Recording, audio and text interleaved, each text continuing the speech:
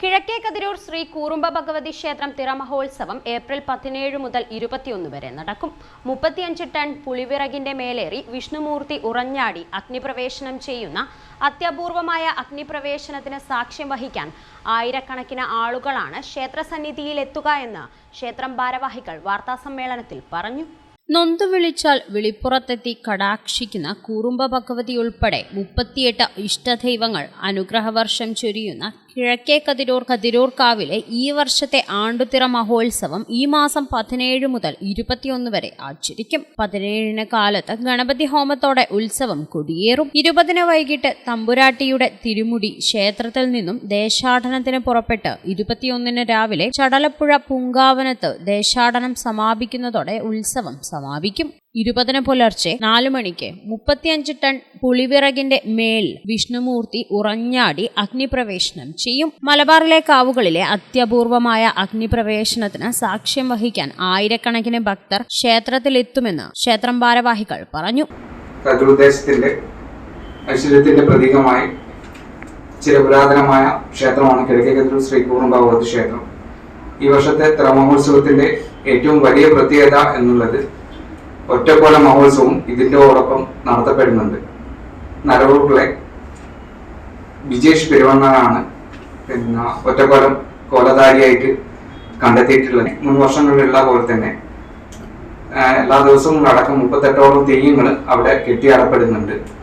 എല്ലാ ദിവസവും ക്ഷേത്രത്തിൽ അന്നദാനവും മറ്റ് 2 ദിവസങ്ങളായി പരിപാടികളും അവിടെ നടക്കുന്നുണ്ട്.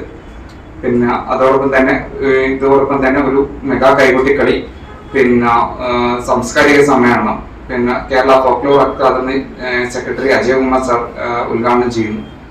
ക്ഷേത്ര കമ്മിറ്റി അംഗങ്ങൾ അതിൽ പങ്കെടുക്കുന്നു. പഞ്ചായത്ത് മെമ്പർമാർ, മറ്റ് അവിടുത്തെയുള്ള പള്ളി കമ്മിറ്റി അംഗങ്ങൾ അടക്കം പങ്കെടുത്തുകൊണ്ടുള്ള ഒരു സാംസ്കാരിക സമ്മേളനം ഇതോടൊപ്പം തന്നെ നടക്കുന്നുണ്ട്.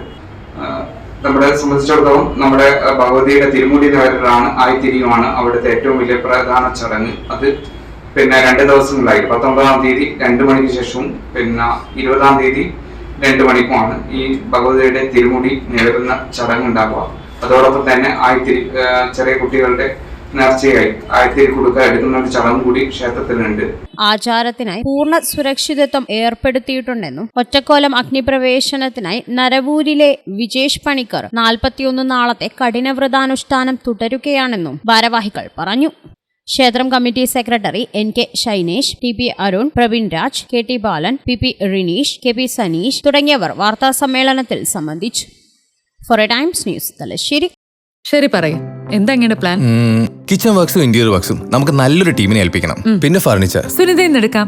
അവിടെ ആകുമ്പോ എല്ലാ മോഡൽ ഫർണിച്ചറും അവൈലബിൾ ആണ്. മോഡേൺ വേണമെങ്കിൽ മോഡേൺ, ട്രഡീഷണൽ വേണമെങ്കിൽ ട്രഡീഷണൽ. ഇനിയിപ്പോ ഇമ്പോർട്ടഡ് ഫർണിച്ചർ വേണമെങ്കിലോ അതും സുനിതയിലുണ്ട്. ചേട്ടാ, ഫർണിച്ചർ സുനിതയിലാണെങ്കിൽ മോഡുലാർ കിച്ചണും ഇന്റീരിയർ വർക്സും അവരെ തന്നെ ഏൽപ്പിച്ചാ പോരെ? അതിനവർ ഇന്റീരിയർ വർക്സ് ഒക്കെ ചെയ്യുന്നുണ്ടോ? ഒരു വീടിന്റെ മുഴുവൻ ഇന്റീരിയർ ഡിസൈൻ ചെയ്ത് ഫിനിഷ് ചെയ്യാനുള്ള സ്പെഷ്യലൈസ്ഡ് ആൻഡ് എക്സ്പീരിയൻസ് ടീമും സ്വന്തമായ ഒരു മാനുഫാക്ചറിംഗ് യൂണിറ്റും ഉണ്ട് സുനിതയ്ക്ക്. ഇപ്പോൾ ഏത് ജനറേഷന്റെയും ഫേവറേറ്റ് സുനിത ഫർണിച്ചർ.